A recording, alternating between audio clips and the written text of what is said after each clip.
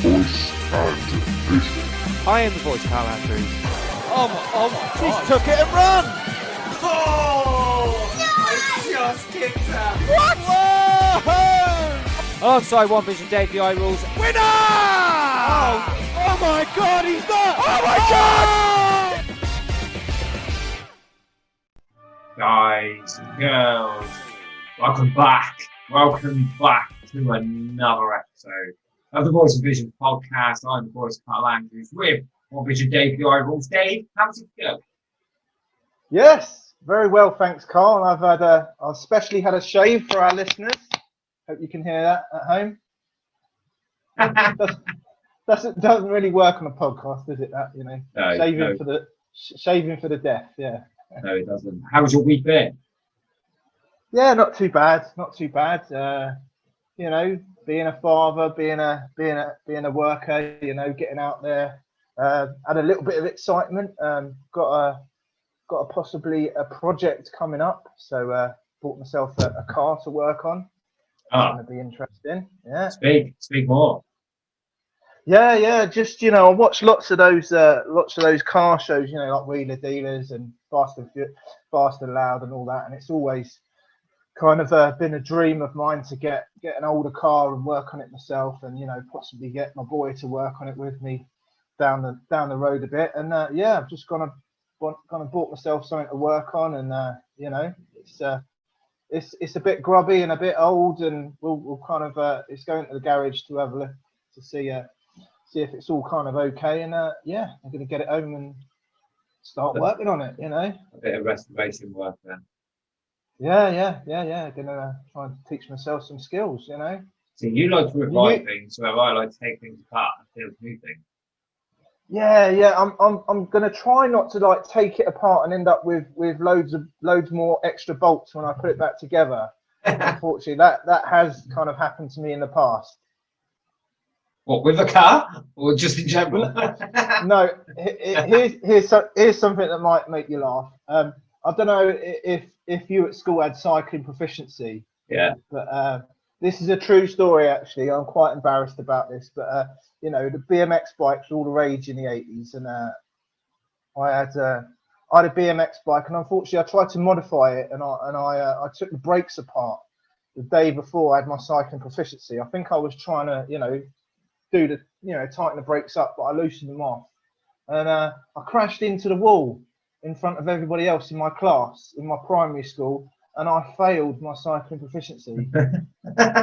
So you didn't want to do like any other kids modifying when you modify their bike by just getting a piece of card and peg and just clipping it to the back so it sounded like a dirt bike, man.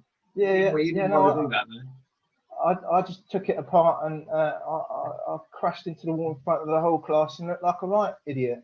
Well, speaking of bike crashes, I wouldn't say it was the best one, but the funniest one I've ever had is that I was flying down this hill on a mountain bike, scorching hot day. I must have been about 8 years old, so I was living in Birmingham, and it was a scorching hot day, flying down this hill, and a wasp landed on my leg, right, but it landed in between the bit, where your knee is, so the bit behind your knee, the crease in between your leg, where you bend your leg.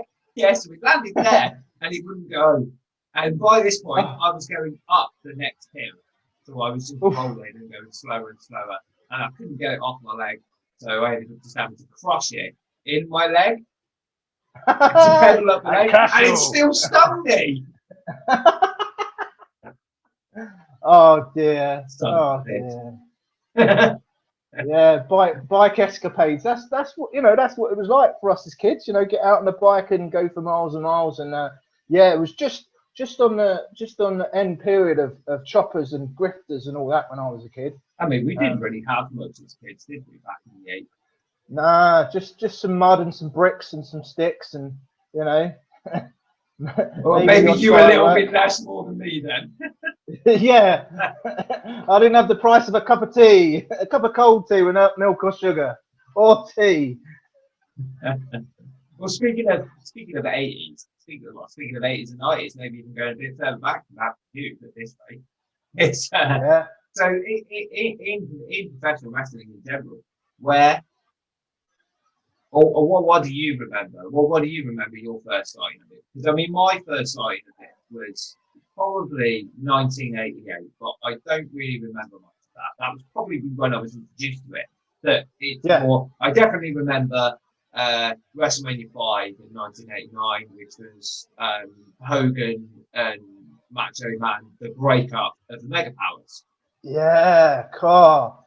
Well, I'm actually a little bit older than you, Carl, and I do remember, you know, it being WWF, and I do remember, you know, I was kind of brought up the world of sport, you know, and going to I used to go to the Fairfield Halls show and watch Dale Martin joint promotion, you know, live old school British wrestling, you know, and that's kind of how I was brought up into it. And you know, when World of Sport and it was on TV, and then they joined it with WWF, you know, and before it got axed in 1985, you know, I was in front of the TV 4 o'clock every Saturday, you know. See that I was born in 1985 when they axed it, and I remember watching it, but it was only ever reruns, and even then it wasn't. It didn't last very long, and then it disappeared off TV completely. Yeah, no, it was, you know, it was everything I looked forward to seeing, and you know you know, the stars that were back then, you know, the stalwarts of British wrestling, you know, but seeing them live, I remember going really, really young, going to a Royal Albert Hall show, and sit, you know, and you know, Big Daddy was the massive thing back in the 80s, but I remember watching one of his matches, and it was over in a couple of minutes, and feeling like ripped off as a kid. So I don't know how my mum and that must have thought that they brought all us kids out, and this match only lasted a couple of minutes, couple of belly splashes, and that was it, you know. Some of them were like that though, weren't they? He was very limited, but he was massive, you know. All the kids and my sister followed him down to the ring, and you know, but my kind of, you know, mine was early 80s, and and then you know, the WWF come onto our screens and took over, really, you know. WrestleMania 1 with Piper, you know, it's that he was my favorite. You said just the his heel work was just the best. Just the look, you know, and the way he could trash talk was just the best. He was the king of it, in my opinion. You know, and he came from Glasgow, Scotland, as he was announced, and that's where I was born. You know, I'm a secret Scot, so I've got a, you know, soft spot in my heart for him. You know, even though he was Canadian, but hey, you know, he could play the bagpipes. Well, they all lived a gimmick like that, didn't they? They all lived a gimmick that they didn't actually, you know, they didn't come from this place, or you know, they didn't have this background or whatever. It's all just a gimmick. But yeah, I mean, back then, I mean, for me, it was all about it was all about Hulk Hogan for me. That was the guy.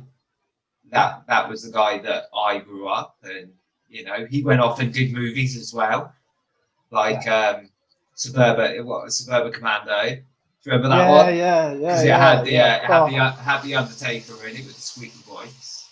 Yeah. I remember No Holds Barred with Zeus. Yes. You know, the big fella. He passed away recently as well, didn't he? Oh, rest him. Yeah. I think he was either one of the ones that he was one of the last ones that died last year, or he was one of the first ones that died this year.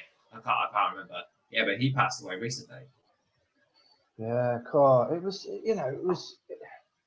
you know, there was a difference. You know, I remember the cultural difference with the American and the British style. I mean, I just always kind of brought up, you know, growing up, like the heels. You know, I don't know why. I just, you know, I loved the bad guys. You know, one of my favourite British heels was a guy called Skull Murphy.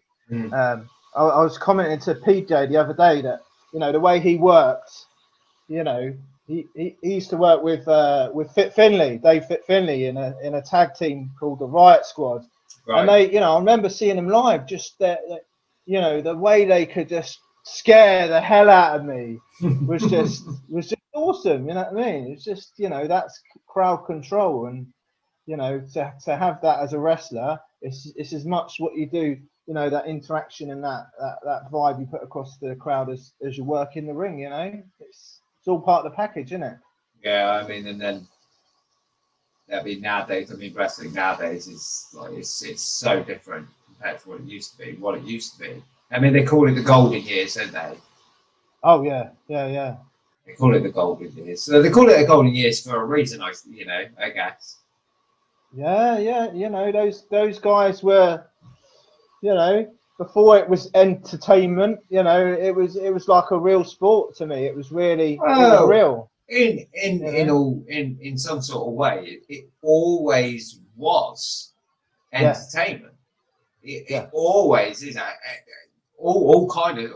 Then again, all sports is entertainment, isn't it? Really. Yeah. But yeah, I know what you're saying. Yeah, before, you know, they plaster the name. Yeah, it's entertainment. You know, that's when, you know, it's different. But yeah, I mean, I remember the days when it was WWF. Much. Yeah. And I think you said this to me the other day, and you were thinking about getting a network. I mean, I've had the network like about 100 times, I think, and then I've subscribed and unsubscribed and then subscribed and unsubscribed. But yeah, and as Roman's growing older now, and Roman is really, because I mean, he turned 7 this year, and he's really getting into watching it. But he wants studying it. Yeah, but he's wanting to see some old stuff. He wants to. Yeah. He wants to see some of these old guys. He wants to see some of the old matches. So, I mean, I'm thinking about getting it again. Yeah. Maybe get it again, and you know, relive some golden years. Yeah. Well, you know, I was lucky enough to see some of the, you know, the legends of the British wrestling. You know, Rollerball Rocco and Johnny Saint. I was lucky enough to see those people live, and you know, I'd have liked to have gone over to America and seen like Piper and Flair and, you know, people like that. You know, but yeah, we got the ability to kind of rewatch all that stuff now. That golden stuff. I think I saw Piper. I think I saw Piper when he went on his return. When he returned the second time. Yeah. And he had a proper run. I think it was his last in-ring run. And he teamed up with some really laggy dude. My God, what was his name? Sean O'Hare, that was his name.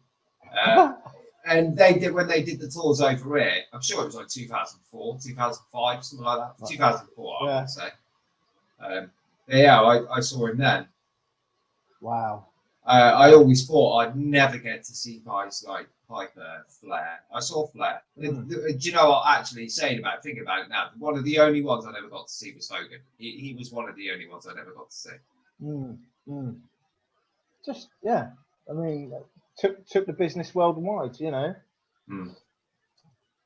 But yeah, you know, that's where it started for me, and you know, and we got those people to thank for what we got today, you know, because it's all the stories being retold, and it's always good guy against bad guy, isn't it? You know, that's.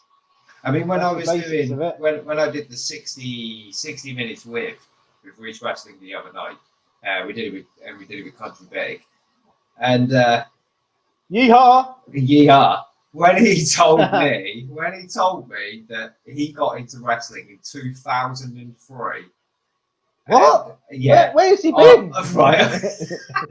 Yeah. Well, he was born in 1994. He's 26 years old. I couldn't believe how young he was. No. Yeah. Well, there's no TV on the farm, is there? But when he told me that, and I thought 2003. Do you know what? 2003 was one of the first live. Well, it turned to WWE by this point. But that was like one of the first live tours I ever went to. It was in 2003.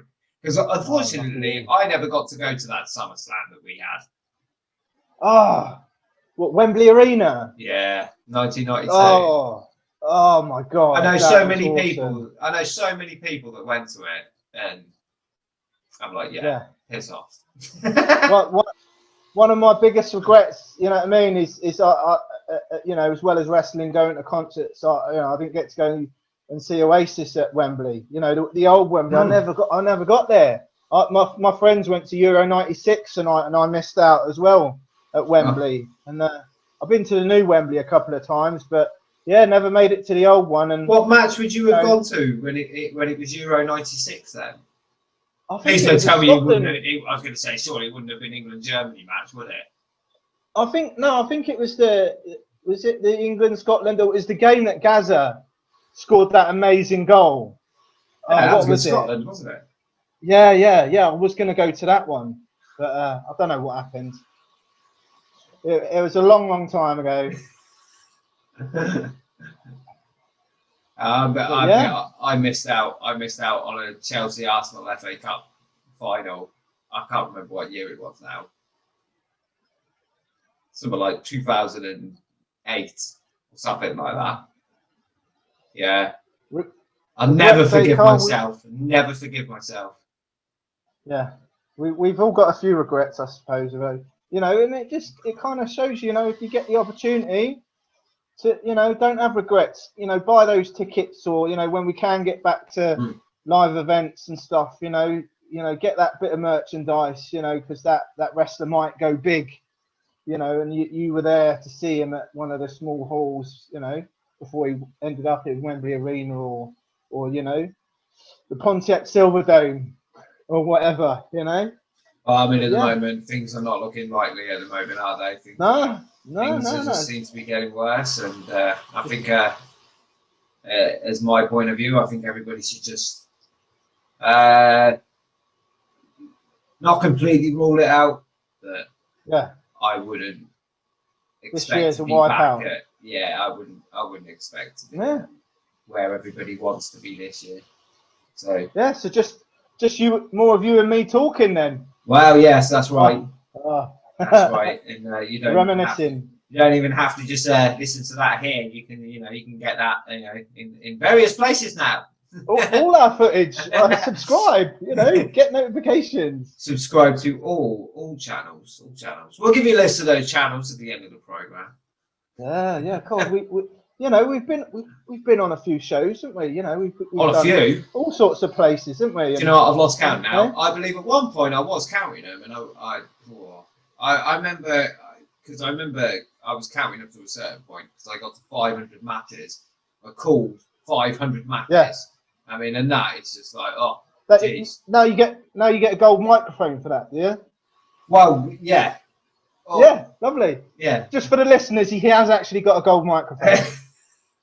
It was not like it was bought for me. It's a lovely instrument. Yeah. You have to spend money to lose money. Well, yeah, I mean, like, I think one month we did 6 shows, didn't we, in a month?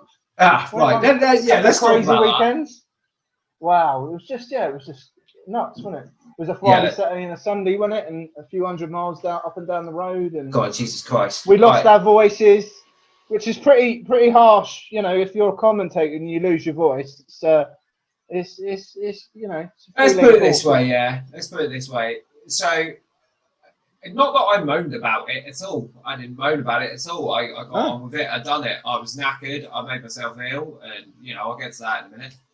But I mean, I spoke to Dan Barnstall, NC, W, and you know, many other promotions around the country, and he told me, and he was like, yeah, you know, like I done like 8 or 10 shows or whatever it was in a week, or in a month, sorry, and I was like, yeah, that's fine. That I mean, that's okay. Yeah. I could probably do that many shows, knowing that when I got home, that's it. Put your feet up, yeah. I could have put my feet up, I could have gone on with it. Now, it doesn't end for me after a show. The show is the beginning for me. So, yeah, that February was February 2019. Just absolutely, that was ridiculous. So, it was UBW on the 1st. In Weymouth, and then I did DWA on the 2nd in flipping Barnstable, was it? Something like that. And then it was the first TNR on the 7th. Legendary. Legendary night to the point where like everybody got so drunk, and I was the only one that ended up with the worst hangover, and I didn't even drink. Yeah, I had it too. It was just the fumes, wasn't it? It was just the fumes coming off of Mad Dog. That was insane. I've never been so ill in all my life. Well, no, rank, I felt rough. That was rough, and I almost didn't go to the next one, which was on the 9th, which was a New Robin Wrestling. And I did that night with my wife as well, Jodie. And she sat on commentary with me for the first time. That was great fun. What else was there? It was something like 5-star on the 16th, and then CWP on like the 20th Southampton, or something like that. And by the time we got to that point, I was like, I'm done. That was the one where we had like 15 minutes to set up. We got changed. The ring was up. Yeah, we were changing in the car into getting into the venue. We basically set the table up, plug the microphone in, and started. I tell you what, you'd never be able to set up as quick as that ever. It's crazy. It shows, don't you, when you're on a time limit, how quick you can get something done. Yeah, pressure, yeah.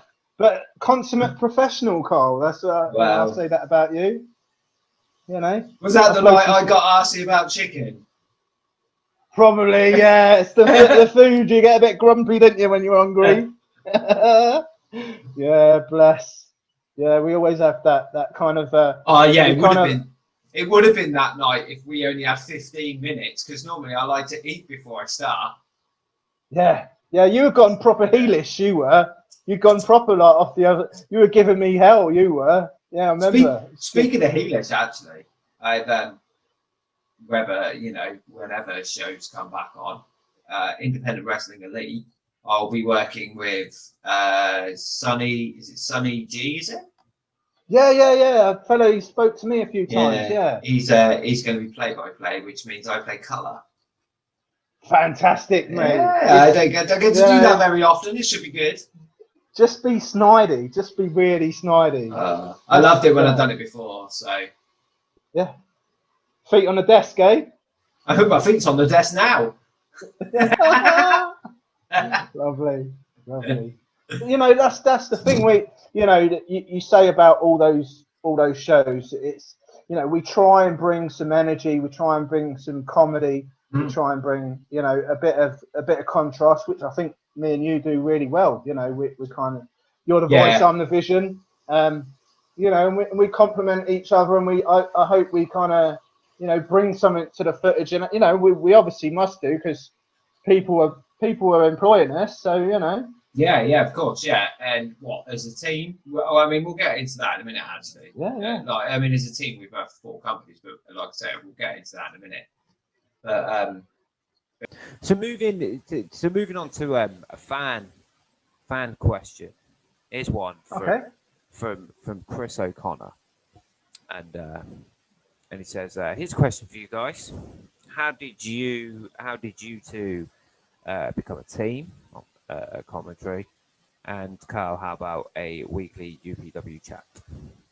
Okay, well, for the second part of that question, I'd love to, but I'll tell you one thing that's really, really difficult about doing stuff like this. It's all right if I'm going to do one on my own at one time. That's fine. You normally get loads of it done out of the way. Once every week is quite difficult when you're trying to come up with different content. And when you're trying to bring up a guest as well, because guys are so difficult sometimes to get hold of. Yeah, we've all got lives. Yeah, exactly. And it's all down to timing. So it doesn't always work. But how we became a team. How we became a team. Well, that's interesting, isn't it, really, Dave? Yeah, I mean, I spoke a little bit about, we spoke about, our kind of early interest in wrestling, and mine kind of, my kind of journey stopped a little bit in my teens, and I picked it up again at a UPW show. You know, I hadn't been to a live wrestling show since I was a kid. In Weymouth. And Weymouth, you know, UPW is our kind of home promotion, isn't it? You know, I've ended up living in Weymouth after moving around different parts of the country. Yeah, I said, didn't I? I said, you know, I saw a poster for UPW. You know, obviously the main event guy kind of grabbed my attention, but I just thought, you know, it'd be really cool to go back and to watch some wrestling and, you know, throw yourself into that escapism and be a fan and just completely kind of, you know, enjoy myself again. And that's what happens. You know, I went along to Riviera, wasn't it? It was the Riviera. I think it was a second anniversary show. And so, you know, some characters, you know, really kind of grabbed me. You know, I really loved the feel of the UPW show. You know, the characters and the storyline are great. And, you know, I got invested in kind of going back and, you know, my kind of won the belt, wasn't it? Yeah. You know, he's golden. You know, from the way we've seen him work. You know, he's just I don't know. You know, he's a class performer. You know, real kind of slick, smooth. You know, and I heard him talking about his training. You know, it's kind of drilled into him to do it and do it again. And yeah, that's right. You know.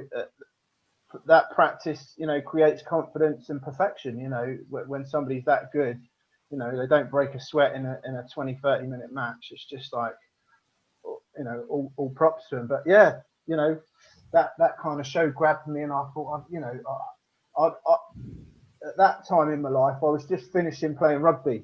I've played rugby for years and years and years, but I just, you know, I put my passion into wrestling again. I just, you know, I don't think it was that show. I think it was a show afterwards.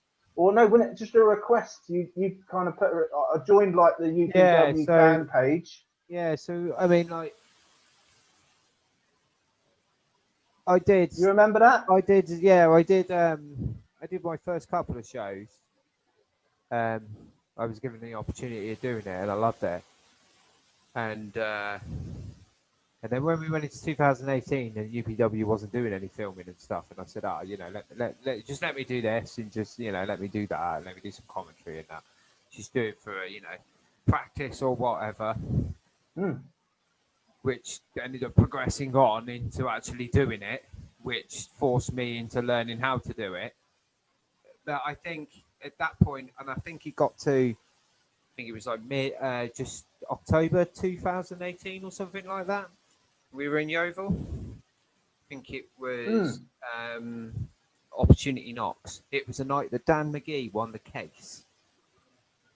Yeah. I mean, just to go back a bit, like, I think you'd put up a request, didn't you, for a lift or something? Yeah. And I was going anyway. Yeah, that's right. I needed a driver. That was it. That's it. Yeah, Dave the driver stepped in, saved the day. You know, I don't mind. I've been a removals man in my life and shifted a bit of gear, and that's, you know, that's what I come and help you move all the equipment and set up some chairs. Well, that was the night you got knocked out your chair by Johnny Storm, wasn't it? That was amazing. I think, yeah, I paid for front row, and I was really involved in the match. And I won the raffle. I won the shirt, yeah, which actually I passed on to somebody else. But yeah, you know, that's the whole thing about UPW. It just grabbed me and literally knocked me off my seat. You know, the seats were attached to each other, weren't they? And Johnny came out the ring, landed on the front row, took the seat out that was next to me, and it swept me clean off my feet. And I was laughing as I was on the floor, but I just thought, you know, where else can you get this involved and this close to the action? Would you have been saying that if you got hurt? You know, I wouldn't have gone out suing anyone. You know, I'm a kind of big, tufty, rusty kind of guy. I'm used to kind of, you know, and I do wonder sometimes, would I be able to take bumps? Because it's kind of it's in my lineage. You know, I've kind of got it in the blood. But you know, I just think, too old, and I've got too many injuries myself to kind of, you know, to have a go myself. And this is, you know, to be involved like this is the next best thing. You know, I think, you know, me and you use, you know, it's hard to compare it, but we try and keep our energy levels quite high on commentary. You know, we're on that ride and on that journey just like the fans, but we always try and up it a little bit. We've got to kind of talk about what we're seeing and try and add a little bit to it. But yeah, that Yeovil show was amazing, and yeah, I'd just come along to help you move some speakers and some equipment. And That's right. Yeah, I mean, I remember you drove me around for a bit. Yeah, that was a night. I MC'd that night. That was the first time I MC'd. Yeah, if I remember. Yeah. Shaking in your suit, you were, weren't you? Yeah, man. The old legs were going, yeah. Shit, I suppose when your legs are going and you've got to climb through those ropes, you know, because when I did that little bit, it could have been that worse. spot I with could have Dan- fell over. Yeah, that little spot I did with Dan in Exeter, you know, that was my kind of first time stepping into the ring at a show. That made me feel a little bit nervous, but you know, it's what you kind of. I thought you did it in Yeovil first. Did I? That's the thing. It's been such a journey, and we've packed so much in that, you know, us as a commentary team. Yeah, I come along. The one that you did in Yeovil for the anniversary, that was in the lobby, wasn't it? Yeah, that was it. Yeah. And the other one was in the ring. Yeah. I was told as well that they wanted to keep doing that as well. Ah, okay. Might have to get a new suit. Yeah, I think we all need a new suit. Yeah, and maybe a bigger size, unfortunately. But yeah, you know, I just kind of I'm just that sort of person. I'll help out anyone. You know, I like to be useful, and yeah, me and you got started by me helping you around, wasn't it? And then I think it was a bad idea, but you asked me to do some camera work, didn't you? Was it that night? I can't remember. I started doing some. It wasn't that night. That was. Where was it? But I wasn't that great, was I? Maybe the camera work. I did hard cam for a little, you know, check the hard cam. But third anniversary, I think it was. Yeah. But that was in Yeovil as well. You don't know till you try this stuff, but you know, getting around the ring to film wasn't my strong point. So you know, because of the vision.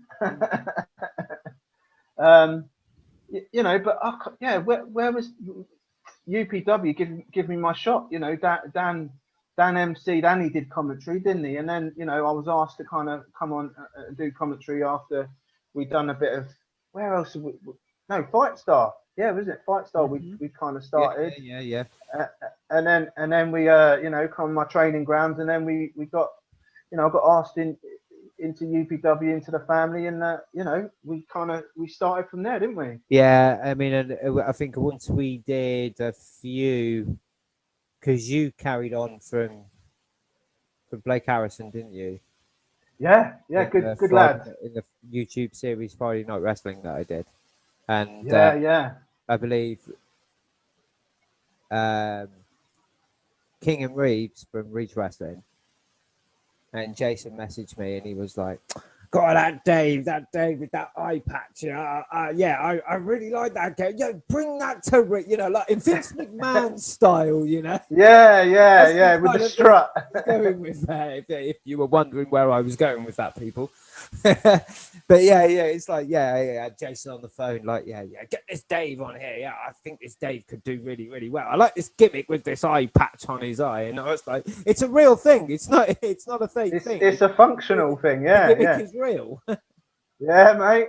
I mean, that's the thing. It's a bit of vanity, but a bit of you know, I had an accident in 2007 playing rugby, and I caught an elbow. You know, in a bad tackle, and it gave me quite a bad eye injury, and from that I kind of retired from playing rugby, and you know, it's just it doesn't quite look right, so I kind of, you know, I'll stick the eye patch on, you know, because I was a bit self-conscious, and I've run with it, you know. It's just you know, we've all got our thing that our gimmick that we can kind of use, but mine's legit, mine's real, and you know, I am who I am, and you know, I don't, you know, that's the thing. You can either let something like that define you, who you are, or you can use it to your advantage. You know, everything's got an upside. A lot of people really know that. I don't think a lot of people know this either, do they? About, you know, you and your eye and that, and it's not just something exclusive. it's not just something that you just come up with, just just to have something, or a name or whatever. It's there, and it, like you said, isn't it? It's the camera. Yeah. If you wasn't to wear the patch on your eye, the glare shines, isn't it? So and it can be a little bit off-putting for yourself.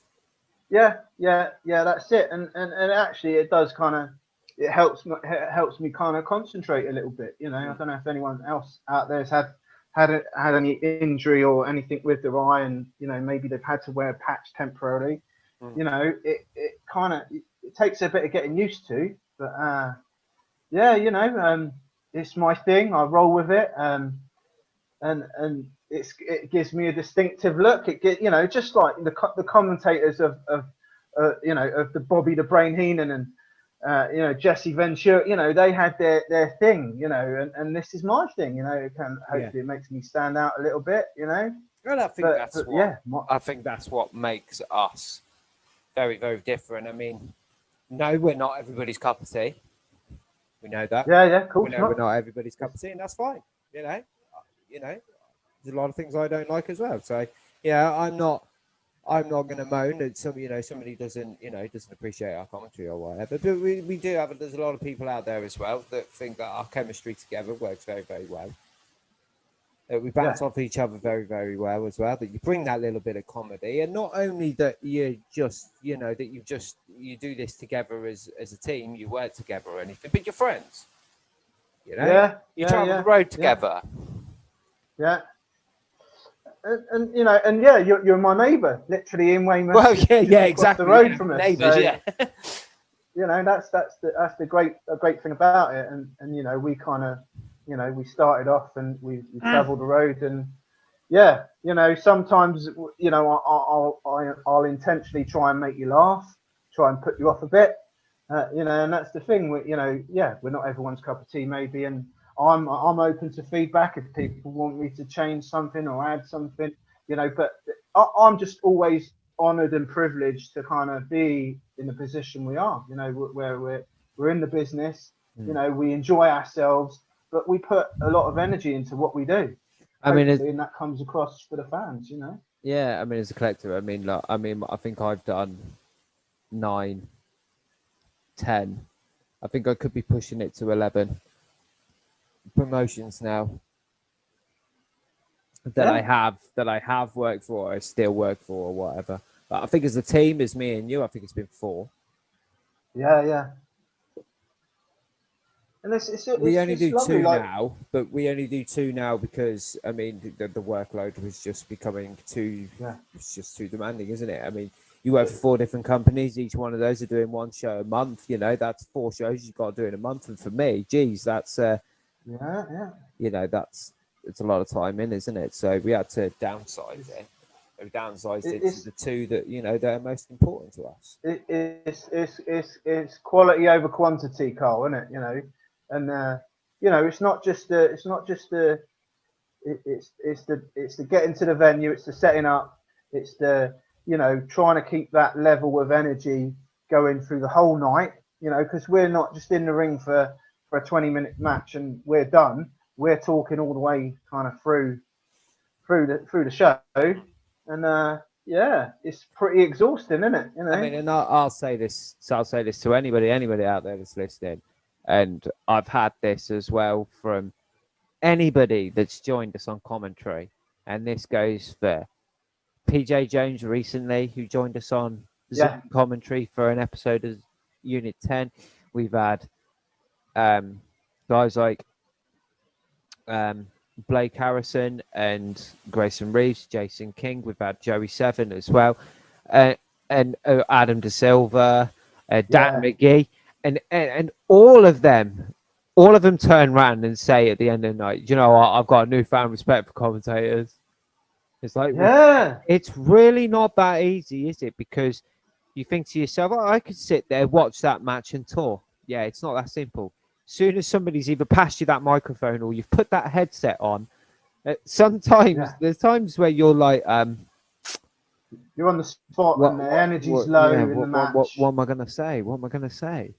And I've always been told that I'm one of those guys that when there's a low point going on,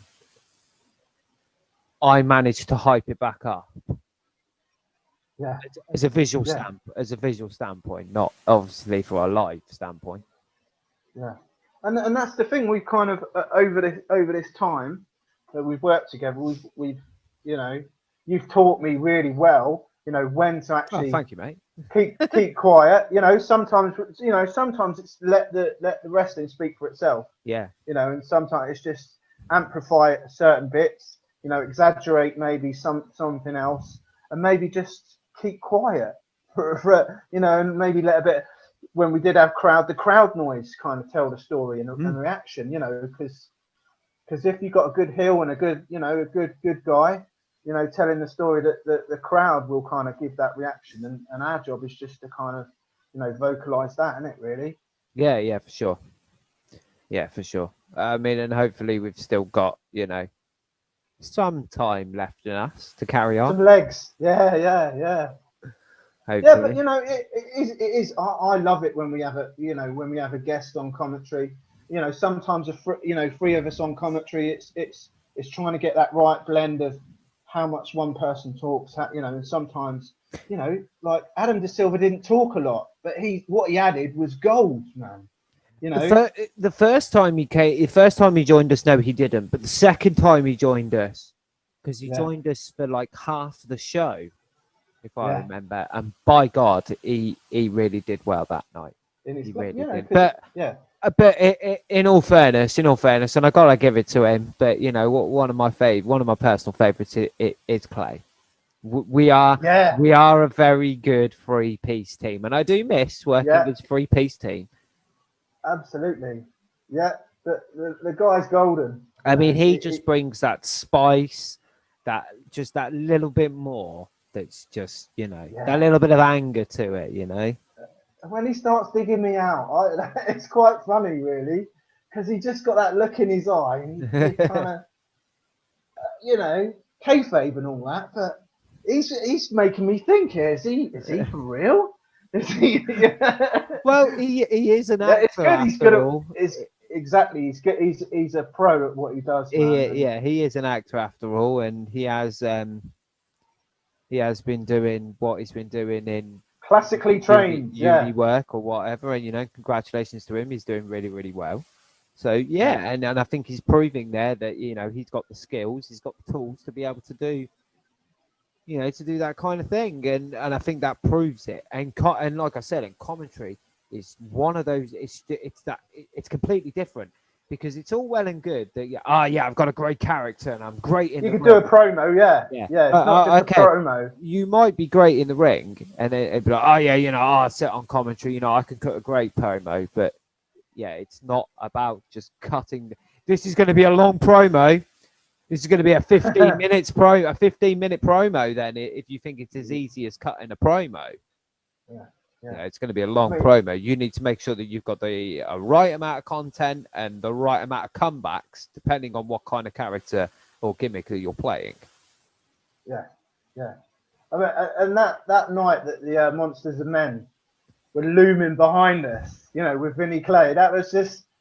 We've still got the pics on the Facebook. You know, that was really that worked really well. You know, because obviously Vinny's taught, you know, Vinny's like, you know, in heel mode. He's got his monsters with him, you know, and any questions we're kind of putting his way, it's just, you know, about his. It's in your best interest, Carl, to apologise. Yeah, exactly. You know, and apologising. That come off the spot. You know, sometimes it just works like that, doesn't it? You know, those moments. And we've had many of them. We've had many moments. We've had many travel issues. We've had some travel issues in the past. We've had some traffic issues. Been stuck in fucking traffic for God knows how long. And